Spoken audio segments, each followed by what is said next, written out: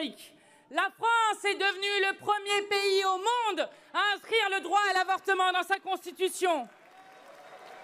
Cette victoire est d'abord celle des militantes et associations féministes qui, depuis des décennies, luttent pour consacrer ce droit. Cette victoire est celle des parlementaires, mais c'est surtout la nôtre, car les Insoumis ont été les premiers à faire voter la constitutionnalisation de l'avortement le 24 novembre 2022. Cette victoire est celle de la mobilisation populaire, avec 15 000 citoyens et citoyennes qui ont écrit par la plateforme du planning familial aux sénateurs et sénatrices. Mais ce sont aussi ces sénateurs qui ont expliqué avoir changé leur vote, car leur fille leur a dit « Papa, si tu ne votes pas la constitutionnalisation de l'IVG, plus jamais je ne te parlerai ». Oui, c'est la société tout entière qui a arraché cette victoire. Cette victoire est surtout une défaite des anti-choix et de l'extrême droite. Et c'est aussi une leçon.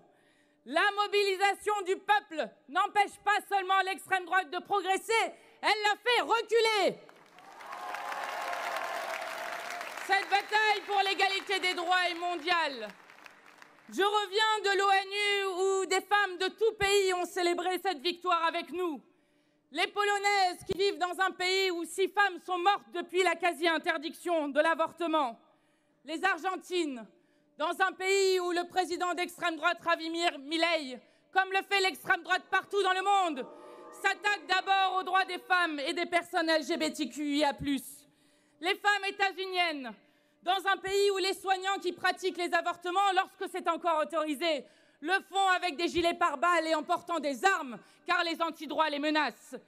Les Italiennes, entravées dans leur droit de choisir de poursuivre ou non une grossesse, car la clause de conscience est invoquée par 70 à 90% des médecins italiens. Les Hongroises, qui vivent dans un pays où le gouvernement les oblige à écouter le cœur du fœtus avant de pouvoir avorter. Oui, nous avons arraché cette victoire contre tous ceux qui se prétendent pro-vie et qui ne sont en fait que des semeurs de mort, alors qu'une femme meurt toutes les 9 minutes dans le monde du fait d'un avortement non sécurisé. C'est en pensant à toutes ces femmes que nous faisons résonner les paroles des républicains espagnols. Vive la vie, à bas la mort!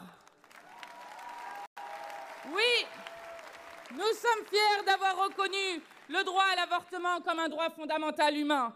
Avec la Constituante, nous consacrerons tous les droits fondamentaux humains. Le droit à la contraception, le droit de choisir